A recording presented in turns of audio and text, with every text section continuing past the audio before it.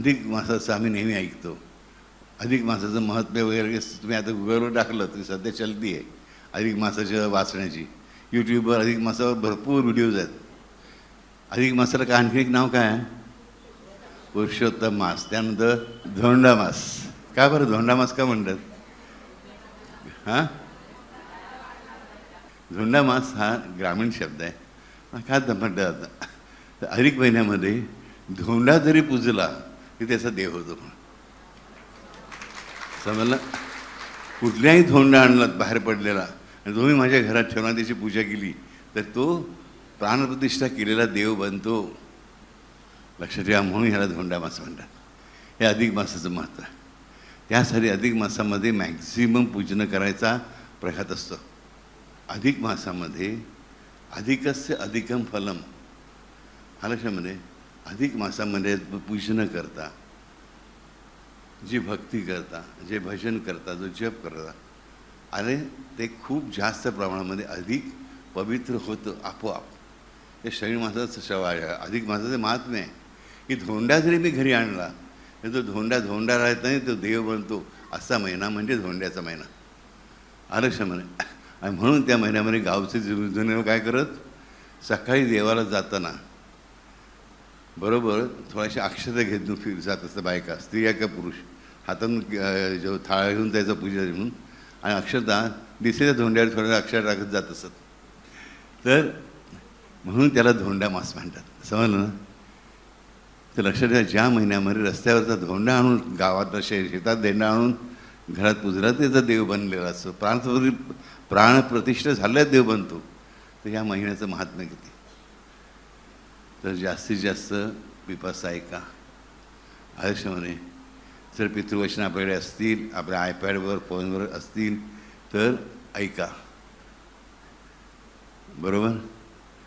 स्तोत्र म्हणा, जप करा. संबंधीच तेवढंच करा असं मुळीच म्हणणं नाही. पिक्चर बघा, नाटक बघा, क्रिकेटची मॅच बघा, फुटबॉलची मॅच बघा, क्रिकेट खेळा, बॅडमिंटन खेळा, मित्रांच्या घरी जा, सगळं करा. मी नाही म्हणत नाही, पण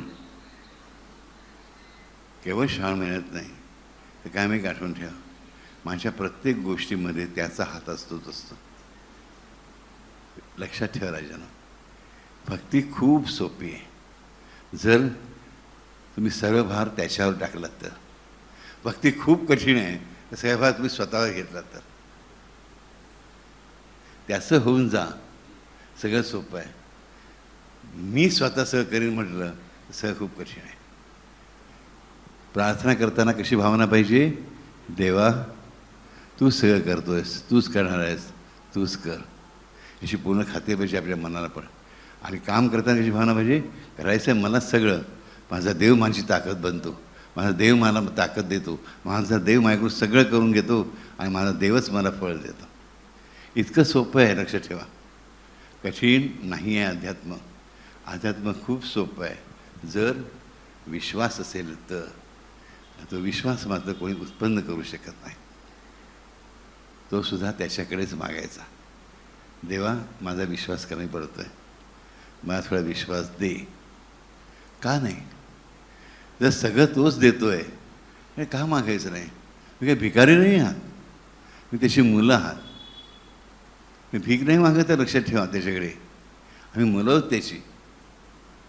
आम्ही त्याकडे हक्काने मागतो की देवा मला विश्वास दे, माझा विश्वास कमी पडतो आहे, माझी ताकद कमी पडते, दे मला विश्वास. परमेश्वर, हे भगवंता, हे स्वयं भगवाना, हे श्रीरामा, दे मला, दे. हक्काने मागा. बाप आहे तर तुमचा. बापाकडे मागणारा भीक म्हणत नाहीत. बापाकडे मागणारा काय म्हणतात? मागणं म्हणतच नाहीत. त्याला हट्ट म्हणतात, त्याला लाड म्हणतात. तो लाड करायला उत्सुक आहे. आलक्षामध्ये हा धोंड्याचा महिना आहे. मी नेहमीच सांगतो, नर्मदा नदी वाहते, भरपूर धोंडे खाली पडलेले आहेत. तेव्हा हा आपला महिना आहे, स्वतःचा आहे. प्रत्येक लक्षात ठेवा. हा कोणाचा महिना आहे? मोठ्याने म्हणा जरा. आपला म्हणे मला पण धोंडा म्हणताय काय? खरं आहे, मी पण धोंडाच आहे. माझी आई आहे म्हणून सगळं आहे. समजा ओके. हा धोंड्याचा महिना, या धोंडासुद्धा देव बनतो. तर माणूस थोडा तरी इम्प्रूव्ह का नाही होणार? हो, आम्ही एवढे गायबीते नाही आहोत. आम्ही बापूकडे आलो आहोत ना, बस. म्हणजे काहीतरी काहीतरी आमच्याकडे आहे स्पेशल, थोडं तरी नक्कीच.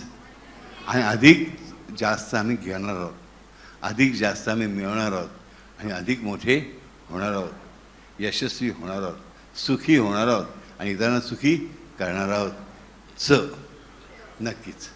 ओके.